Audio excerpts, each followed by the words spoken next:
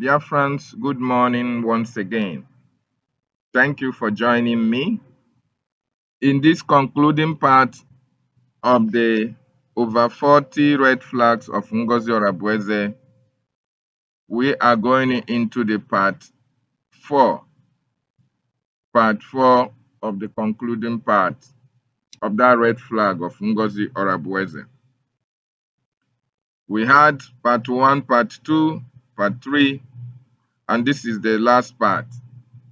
Although there are a lot of more red flags that are coming up from Ngozi's submissions and confessions.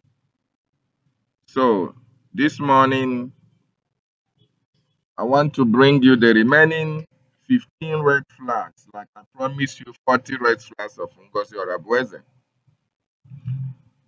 The number 26 of that red flag, Ngozi Orabueze with her cabinet supposedly passed a bill that Biafrans should now defend themselves, that Biafrans should now carry firearms against the Nigerian state.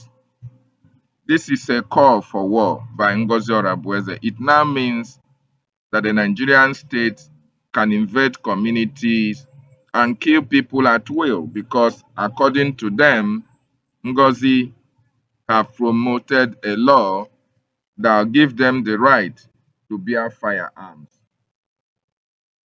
Number 27. Ngozi recruited Ebubagu and works with Caterpillar and Sapele. These are former ESM members who betrayed Mazi Nnamdi Kanu and were used by Chinasa Nworu to kill Biafran defense forces. Now they are working with Ngozi Orabueze against the Biafran defense forces and against our liberation. That's a red flag. Ngozi also said that donations that are being made by Biafrans are for humanitarian purposes and not to be remitted from the defense of Biafra land. That is also a very big red flag. Let it also be on record that Ngozi called for an open recruitment into the Biafran defense forces, even when our Prime Minister told the world that we have over 100,000 men and women under arms. So Ngozi calling for an open recruitment that have never happened in the history of Biafran liberation is another red flag. Ngozi also proposes a salary structure and the ID card structure for the Biafran defense forces, telling you that they can now have their ID card and that they can now be paid salaries through the Nigerian bank. Can you imagine that? It is a very bad red flag. Ngozi also is rooting for decentralized military. Centralizing the military, according to her, whereby every state will now have its head and its command. Very, very unfortunate. And she even promised some general commanders against the known general commander of the Biafran Defense Forces, 3-star General Igwe Butuza.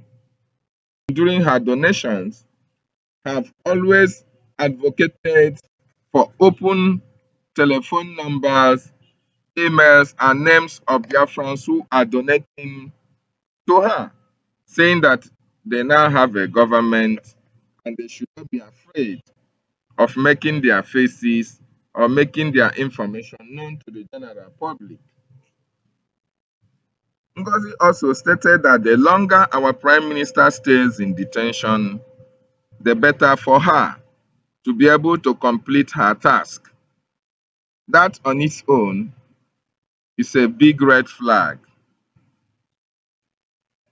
It is also known that Ngozi Orabueze is actively working with the Minister of Nigerian Foreign Affairs, Bianca Ono Ojukwu, and the former wife of our leader, Uchechi Kanu.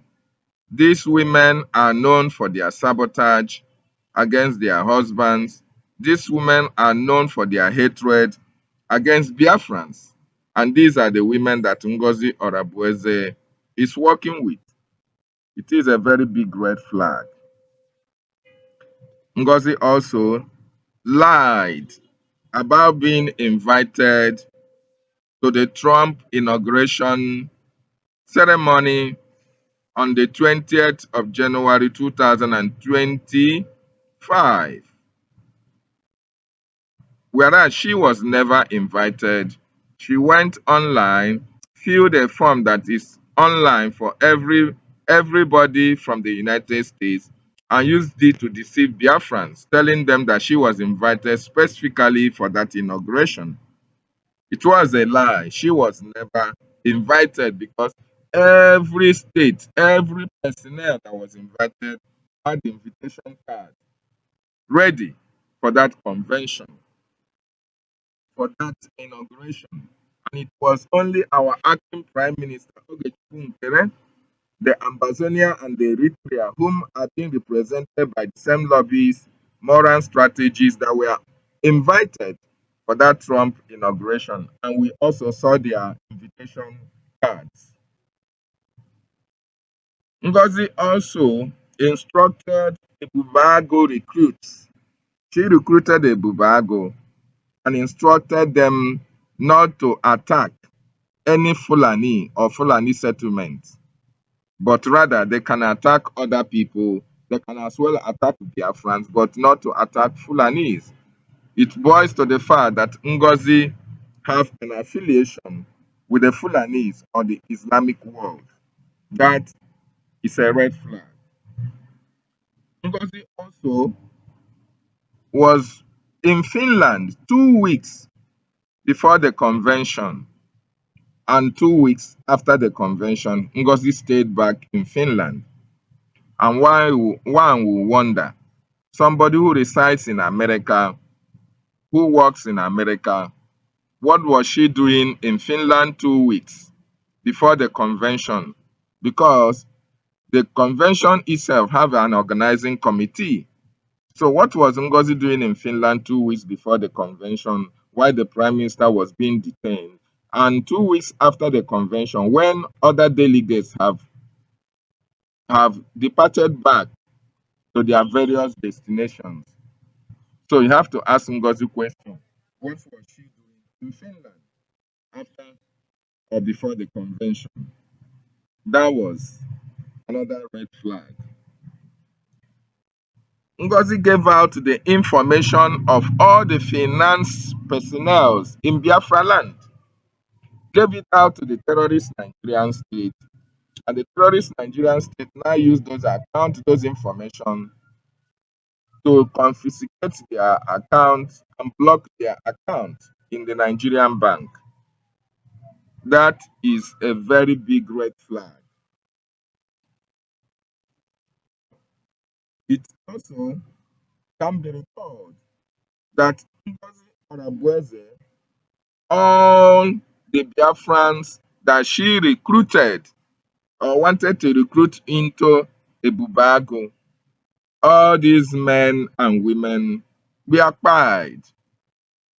They were deceived into believing that Ngozi is actually the person in charge after the Prime Minister was called for questioning. So when she called for an open recruit into the Biafran Defense Forces that she was never in charge of, some Biafrans went for that recruitment, and most of them never came back alive because they were occupied in the bush. We warned them, but they later thought that we were lying to them, and they went to be recruited into Biafran Defense Forces, which was a lie. It was actually to recruit them into Ebubago to come and fight the men on the ground, to come and fight the Biafran Defense Forces. So while they were waiting to be recruited, Ngozi used her own killer squad, the rival Ebubago, to come and kill all these Biafrans who were ignorant of her atrocious activities against our Prime Minister, against Biafran people. This is the 40th red flag of Ngozi Orabueze. So, if you have not watched the first part, the second part, the third part, try and do so that you can get the red flags in sequence. And the red flags are not also complete, because there are more red flags that are coming out from the Ngozi mouth herself, for you to understand that this woman came here to destroy what the Prime Minister put in place. But the gatekeepers are here, and will make sure that she never succeeds. So, fellow Biafrans, with all these points, with all these red flags, and you are still supporting Ngozi Orabueze, what it means is that you are not actually here to fight for the freedom of your people. You are rather here to help Ngozi to destroy the freedom of the Biafran nation. But I have bad news for you. No matter how you people try, you will never succeed, because the land of our ancestors must be protected. The gods and goddesses of our land are in for this fight. They are actually fighting from the spiritual realm, while we are fighting on the physical. So, and you know that the spiritual controls the physical. You that is fighting against restoration, you can never succeed. You can never win. No matter what you people do, Biafra will surely emerge. Biafra must be restored in our own time.